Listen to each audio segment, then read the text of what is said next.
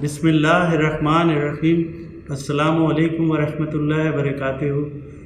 میں YouTube live میری نظر میں سعید رشید ایک دفعہ پھر آپ کی خدمت میں حاضر ہوں۔ آج جو میں آپ سے ٹاپک ڈسکس کر رہا ہوں وہ پاکستان کے اندر ایک ہاٹ ٹاپک ہے اس وقت، اور اس سلسلے میں 3 دن ہو گئے ہمارے میڈیا اس پہ ہر چینل پہ بری طریقے سے اس کے اوپر بات کر رہا ہے، اور اپنی طرف سے وہ جو سمجھ رہے ہیں کہ بہت ہی اچھا کام کر رہے ہیں، مگر میری نظر میں اس کو دوسری اینگل سے میں دیکھتا ہوں کہ ویسے تو یہ پورے پاکستان کے 22 کروڑ لوگوں کے لیے بہت ہی شیم کا مقام ہے، خاص طور پہ ہم لوگوں کے مردوں کے لیے کہ یہ اس طرح کی ایکٹیویٹی پاکستان میں ہوئی، اسلامک ریپبلک آف پاکستان اور مدینہ کی ریاست میں۔ اور میں حیرت کرتا ہوں کہ ہمارے ملک کی 11 کروڑ جو خواتین ہیں ان کی کیا سیفٹی ہے، اس ملک کے اندر کیا سیکیورٹی ہے۔ ہم جو اتنا مدینہ کی ریاست کے بارے میں بات کرتے ہیں تو ہم نے کیا سیکیورٹی دی ہے انہیں، مگر میں اس کے ہینڈلنگ کے پروسیجر سے تھوڑا سا اتفاق نہیں کرتا۔ میری نظر میں اس کو دوسرے انداز میں دیکھتا ہوں۔ سب سے پہلے تو میں اس وکٹم خاندان کے لیے اللہ تعالیٰ سے دعا کرتا ہوں کہ اللہ تعالیٰ ان کو صبر دے اس موقع پہ اور آگے کی زندگی ان کی بہتر بنے، مگر جس انداز سے ہمارے ملک میں اس کو ہینڈل کیا جا رہا ہے وہ میری نظر میں صحیح نہیں ہے۔ دیکھیں، مجھے یاد ہے آج سے کوئی 35 سال پہلے ضیاء الحق صاحب کے وقت میں ایک سندھ کے اندر کسی غریب خاندان کے ساتھ اس طرح کی زیادتی ہوئی تھی، تو ضیاء الحق صاحب خود گئے تھے وہاں اور اس کا ٹی وی میں کوریج بھی آیا تھا۔ تو اس وقت میرے والد صاحب جو کہ جرنلسٹ تھے، انہوں نے ڈان اخبار میں آرٹیکل بھی لکھا اور ضیاء الحق صاحب کو ڈائریکٹ لیٹر بھی لکھا کہ تم نے اپنی زندگی کی بہت بڑی مسٹیک کی ہے جو تم ادھر گئے اور اس سے انٹرویو کیا اور ان کے جا کے زخموں پہ اور نمک ڈالا تم نے، اور پوری دنیا میں پاپولائز کر دیا اس کو کہ یہ ان کے ساتھ زیادتی ہوئی ہے۔ تو مجھے اچھی طرح یاد ہے، میں اس وقت چھوٹا تھا، تو ضیاء الحق صاحب نے اس کو ایڈمٹ کیا تھا میرے والد صاحب کے ساتھ، اور پھر بعد میں کہا تھا کہ آئندہ میں اس طرح کی احتیاط کروں گا۔ اسی طرح کا ایک واقعہ ضیاء الحق صاحب کے وقت میں کیمبل پور میں ہوا تھا کہ وہ جا رہے تھے تو ایک ضعیف عورت ان کی گاڑی کے پاس آئی اور اس نے بتایا کہ میرے بیٹے کو یہاں پر جو وڈیرے ہیں انہوں نے قتل کر دیا ہے اور کیس بھی ہم پہ بنا دیا ہے۔ تو ضیاء الحق صاحب نے اسی ٹائم اپنے جو اے ڈی سی تھے ان کو حکم دیا کہ اس کی انویسٹیگیشنز کرو اور یہ کرو، اور اخبار میں اس کی کافی انہوں نے پبلسائز کیا۔ اس پہ بھی میرے والد صاحب جو کہ رشوت اور اس پہ لکھتے تھے، انہوں نے پھر لکھا کہ دیکھو سسٹم کو امپروو کرو، اس ضعیف عورت کو تو انصاف دو، مگر ایسی ہزاروں ضعیف عورتیں اس ملک کے اندر ہیں، سسٹم کو ایسا کرو کہ کسی کو تمہاری گاڑی کے آگے نہیں آنا پڑے۔ تو میں یہ کہتا ہوں کہ پاکستان کے اندر اس لحاظ سے یہ والے ایشو پہ ایک اس طرح کا آئینی تحفظ ملنا چاہیے، اسمبلی سے پاس ہونا چاہیے کہ جس وکٹم کے ساتھ یہ ہو اس کو بالکل کانفیڈینشیل کر دیا جائے، اس کی ایف آئی آر بھی پولیس اسٹیشن میں نہ کٹے اور نہ اس کا نام پتہ کوئی چیز آئیڈینٹیفائی نہ ہو، اور اس کے لیے ایک پراپر اپنے آئین میں آپ ڈالیں کہ ایک ایسی ریپڈ فورس ہو اور جو پورے ملک میں 4 6 10 لوگوں کی ہو صرف، اور اس کا کام صرف انہی کیسز کی انویسٹیگیشن کر کے اور مجرموں کو سزا دلوانی ہے۔ اور اس کے اندر یہ بھی آپ شامل کریں کہ جب یہ مجرم پکڑے جائیں تو اس کے لیے ایک خاص قسم کے جج کے سامنے صرف وہی پریزنٹ کریں گے مجرم کو، اور ساری گواہیوں کے ساتھ اس کو ثابت کریں گے اور پھر سزا دلوائیں گے، اور سزا کی بھی اپیل اس کے بعد پھر نہیں رکھیں، اگر رکھیں تو صرف ایک اپیل رکھیں، وہ بھی کانفیڈینشیل رکھیں، کوئی اس میں وکیل کی ضرورت نہیں ہے، صرف وہی لوگ ریپڈ فورس کے جو انچارج ہوں یا جو، اور ریپڈ فورس جو بنے پاکستان میں وہ ریٹائرڈ لوگوں کی والنٹیئر ہو، نہ ان کی سیلری ہو، نہ کوئی ڈیزگنیشن ہو، نہ ان کا پے رول ہو، صرف ان کو یہ टारगेट या ऑब्जेक्टिव दिया जाए कि इस तरह के केसेस की आप इन्वेस्टिगेशन करें और पुलिस लेवल पे तो बिल्कुल इसको लीक आउट ना किया जाए,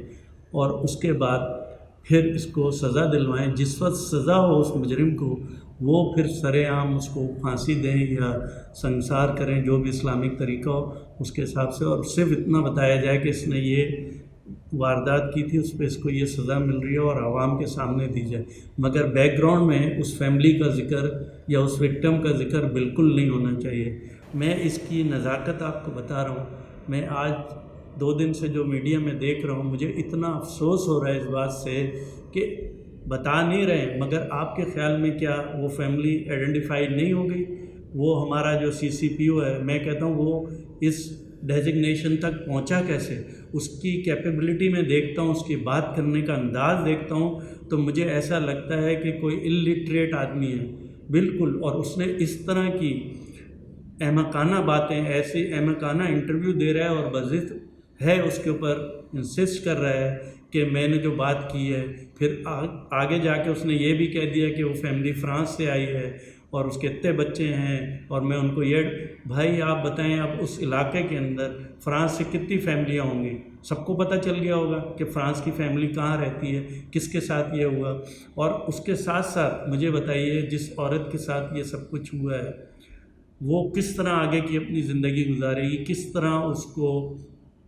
माशरा एक्सेप्ट करेगा? ये टीवी में आके जो इतने बड़े बड़े लोग ह्यूमन राइट्स की बातें करते हैं, क्या वो सेव करेंगे? मैं तो समझता हूँ ये ह्यूमन राइट्स वाले जो बात कर रहे हैं, ये उस माशरे की कर रहे हैं जो बाहर के माशरे की है। ये इधर हमारे मुल्क में अप्लाई ही नहीं होता कि इस तरह की टॉक करके आप विक्टिम को आइडेंटिफाई करें और उसके लिए सज़ाएँ करें। और मुझे बताएं, जो उसके बच्चे उसके साथ थे, उन्होंने भी पूरी ज़िंदगी गुजारनी है, क्या वो इस धब्बे के साथ पूरी ज़िंदगी गुजार सकते हैं उनके बच्चे? क्या उनके बच्चे स्कूलों में जाएंगे तो बच्चे उनको ये बात का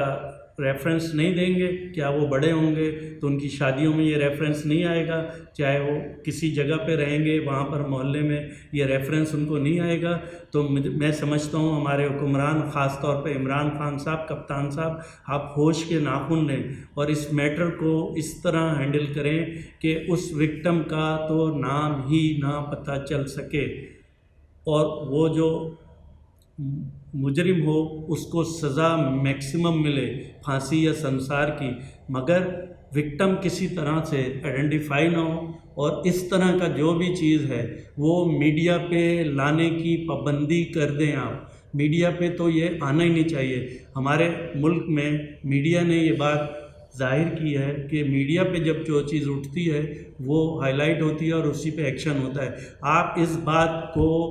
गलत साबित करें कि मीडिया पे जाने वाली चीज़ ही हाईलाइट होती है। मीडिया पे तो ये वाला केस किसी सूरत से जाना ही नहीं चाहिए। और मैं शक नहीं कर रहा उनकी नीयत पे। ये मीडिया जो इस तरह का चीज़ों के ऊपर ज़्यादा वो हाइप क्रिएट करता है, वो अपनी रेटिंग बढ़ा रहा होता है। उनको क्या होगा, कुछ एंकर्स पर्सन को इस पे दुख भी है, चीज़ें भी वो अपने ज़मीर के हिसाब से बात कर रहे हैं, मगर बैकग्राउंड में उनकी जो मीडिया की रेटिंग है वो फोकस है कि आज मैं उस पे बात करूँगा तो इतने मेरे जो है देखने वाले होंगे, तो कल इतने होंगे। मैंने इस तरह इसके ऊपर जो है उनको लताड़ दिया। मैं समझता हूँ इस पे बात करना ही हम एक बहुत बड़ा जुर्म कर रहे हैं उस विक्टिम के साथ, और उसकी जो इंसानियत के नाते जो उसकी इंटेग्रिटी है उसको क्वेश्चन पे डाल रहे हैं। और मैं इस केस को प्रेजेंट करते हुए ये बात कहता हूँ कि कम से कम यहाँ से स्टार्ट करें और इसको बिल्कुल कॉन्फिडेंशियल करें। एक ख़ास फोर्स, क्या हमारे मुल्क में IB नहीं है? क्या हमारे मुल्क में ISI नहीं है? इसी तरह एक रैपिड फोर्स बनाएं और वो रिटायर्ड अच्छे ऑफिसर्स या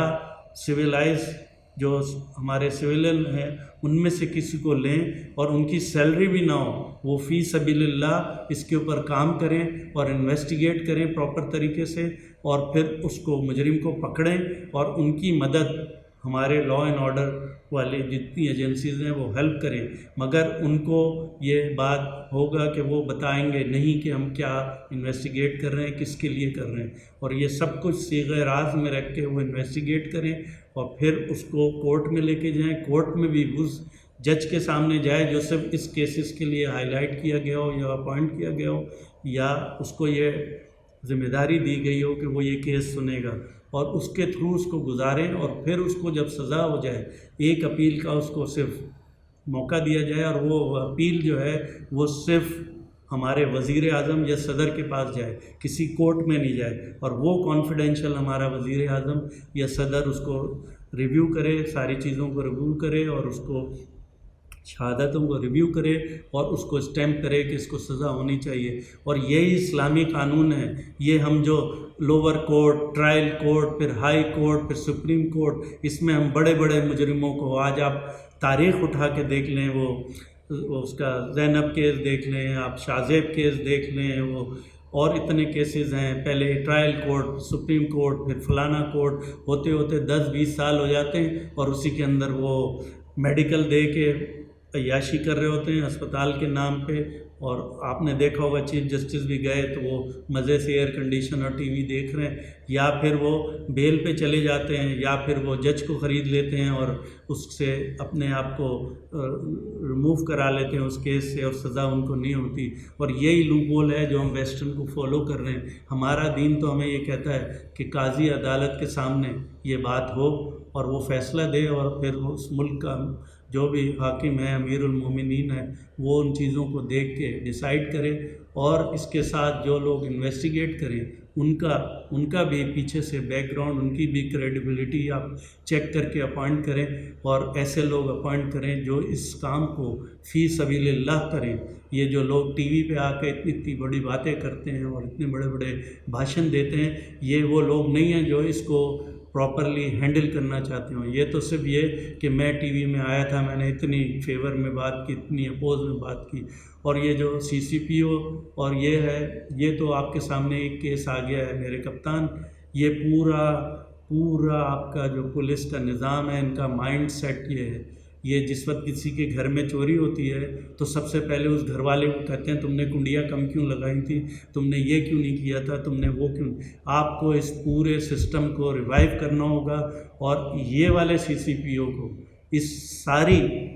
اس کی گفتگو کے اوپر اس کو پینلائز کرنا ہوگا، اور ایسی سزا دینی ہوگی کہ آگے پولیس والے اس کی عبرت لیں۔ اور میں دیکھ رہا تھا ٹی وی کے اندر جب پولیس والوں کو دکھاتے ہیں ویڈیو میں، اتنے بڑے بڑے ان کے پیٹ، اتنی بڑی بڑی ان کی وہ، اور اس کے بعد کیا وہ آئی جی، وہ ایس ایس پی، وہ ایس پی رہ سکتا ہے؟ کیا فٹنس ہے ان کی، کیا ان کی ایکٹیویٹی ہے، کیا ان کے ٹیسٹ ہیں فٹنس کے، کیا ایسا کوئی سسٹم ہے کہ ان کی فٹنس بھی چیک کیے جائے؟ اور اس سے زیادہ ان کی مینٹل فٹنس۔ میں کبھی وہ ایسے جو بھی ہیں سی پی او صاحب، ان کی میں جب پریس کانفرنس دیکھتا ہوں تو مجھے وہ ایک پرانا ڈرامہ آیا کرتا تھا جس میں عرفان کھوسٹ جو ہے پولیس والا بنتا تھا، ایگزیکٹلی مجھے ان کی وہی کنورسیشن، وہی لہجہ، وہی بات کا انداز، وہی احمقانہ جوابات، سوالات۔ تو مجھے لگتا ہے کہ یہ وہی ڈرامہ چل رہا ہے ہمارے پاکستان کی پولیس کے اندر۔ اس کو آپ کو ٹھیک کرنا ہوگا، اس کو ریفارم کرنا ہوگا، اور اس طرح کے جتنے لوگ ہیں اسپیشلی ہائی رینک پہ، پہلے ان کا آپ صفایا کریں، پھر نیچے رینک پہ صفایا کریں، اور ینگ لوگوں کو بھرتی کریں جن کے ساتھ ایک کیریئر دیں، اچھی سیلری دیں، تاکہ وہ یہ کرپشن اور ان چیزوں میں انوالو نہ ہو، اور ایک اچھے مقصد سے، ایک اچھے اللہ کے دین کی خدمت کے طور پہ اس کام کو کریں، اور مجرموں کو پکڑیں، اور پھر اس کو لے کے جائیں۔ دیکھ لیں آپ 90% آپ کے کیسز جو خراب ہو رہے ہیں کورٹوں میں صرف پروسیکیوشن کی وجہ سے ہو رہے ہیں۔ اگر میں کہتا ہوں میرے کپتان، وہ والا کیس جو بلوچستان میں ہوا ایک منسٹر کے ساتھ، سامنے سب نے دیکھ لیا اس نے مارا، اور پھر وہ گاڑی جا کے ایک اور گاڑی سے بھی ٹکرائی، اور اس کے برابر میں ایک موٹر سائیکل والا بھی تھا، ادھر رینجرز بھی تھی جنہوں نے اس کو گاڑی سے اتار کے پکڑ کے پولیس اسٹیشن پہنچایا، اور جج نے اس کو معاف کر دیا کہ ایویڈنس نہیں ہے، اس کو جو ہے وہ دے دیا، ایڈوانٹیج دے دیا ڈاؤٹ کا۔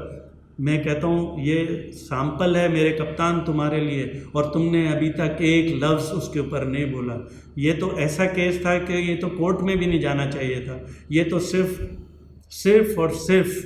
ایک جگہ پہ جاتا اور وہیں پہ اس کو سزا ہو جانی چاہیے تھی۔ اس سے بڑا ایویڈنس کے ساتھ کیس آنا میرے خیال سے پاکستان میں پاسبل نہیں ہے، اور اس کے اوپر اس کو بری کر دیا گیا۔ تو آپ اندازہ لگائیں پیچھے بیک گراؤنڈ میں کیا کیا ہوا ہے، کس طرح رشوت چلی ہے، کس طرح پولیس اسٹیشن نے وہ بدلے ہیں۔ میں تو حیران ہو رہا ہوں کہ ابھی تک انہوں نے آدمی کیوں نہیں بدل دیا کہ ڈرائیور چلا رہا تھا۔ تو یہ تو اس ملک کے المیہ ہے کہ یہاں پر پولیس کی جو ایکٹیویٹی ہے وہ دیکھیں کس لمٹ پہ چلی گئی، اور جج صاحب نے بھی پورا ایڈوانٹیج اٹھایا اس کا، اور کیس کو انہوں نے بری کر دیا۔ یہ 2 کیسز میرے کپتان آپ کے لیے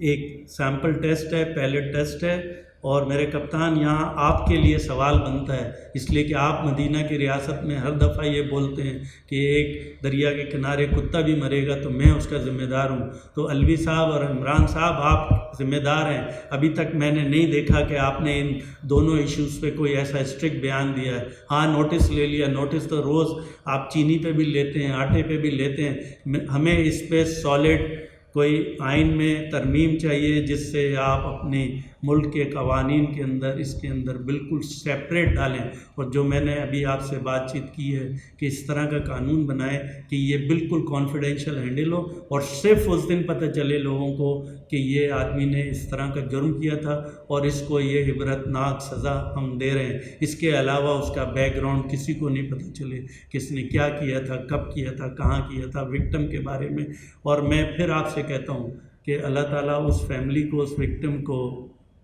صبر دے اور آگے کی زندگی ان کی اچھی کریں۔ یہ پاسبل نہیں ہے، یہ صرف میں بات کر رہا ہوں، مگر فزیکلی میں سمجھ سکتا ہوں کہ وہ اب کس ڈپریشن اور کس انزائٹی میں چلے گئے ہوں گے۔ میں اس وقت سے ڈرتا ہوں کہ جب وہ وکٹمز اس طرح کی ایکٹیویٹی میں چلے جائیں کہ وہ ان کا زندہ رہنا مشکل ہو جائے، اس لیے کہ معاشرہ ایسا نہیں ہے، ہمارا معاشرہ ایسا نہیں ہے کہ ان کو اس طرح کی چیزوں پہ ٹالریٹ کریں۔ ادھر ایسے لوگ ہیں، ان بچوں کو، ان بچیوں کو، اس ماں کو ایسے تانے ملیں گے کہ میں نہیں سمجھتا کہ وہ پاکستان میں سروائیو کر سکے۔ تو میرے کپتان آپ کو اس کے اوپر اسٹرکٹ ایکشن لینا ہوگا، اور اس 1-2 دن میں لینا ہوگا۔ یہ وزیر اعلیٰ بزدار اور ان کے بس کا نہیں ہے، اس لیے کہ یہ سارے لوگ پولیس کے ساتھ ملے ہوئے اپنے سارے کام نکالتے ہیں ان کے تھرو، جب وہ کام نکالتے ہیں تو ان کے بس کا نہیں ہے کہ پولیس کو ٹائٹ کر سکیں۔ تو میں آپ سب سے بھی گزارش کروں گا اس ویڈیو کو زیادہ سے زیادہ لوگوں سے شیئر کریں تاکہ یہ میرا میسیج کپتان عمران خان تک پہنچے، پولیس کے ڈپارٹمنٹ میں پہنچے، اور ہمارے اسمبلی کے ممبروں تک پہنچے، تاکہ وہ اس کے اوپر سیریسلی کوئی ایسی قانون سازی کریں جس سے آگے کا پاکستان کے اندر عورتوں کا، مردوں کا، سب کا مستقبل جو ہے سیف ہو جائے، اور جب بھی کوئی باہر نکلے گھر سے یا گھر کے اندر بھی تو اس کو یہ پتہ ہو کہ اس ملک میں انصاف ملتا ہے۔ مجھے پوری امید ہے کہ اس بات کو آپ سمجھیں گے اور زیادہ سے زیادہ شیئر کریں گے، اور میری آگے بھی ویڈیو اس کے اوپر آئے گی، انشاءاللہ میں آپ لوگوں سے شیئر کروں گا۔ میرے لیے بھی دعا کریے گا، آپ لوگوں کی بھی فیملی سب کو اللہ تعالیٰ صحت تندرستی دے۔ جزاک اللہ خیر۔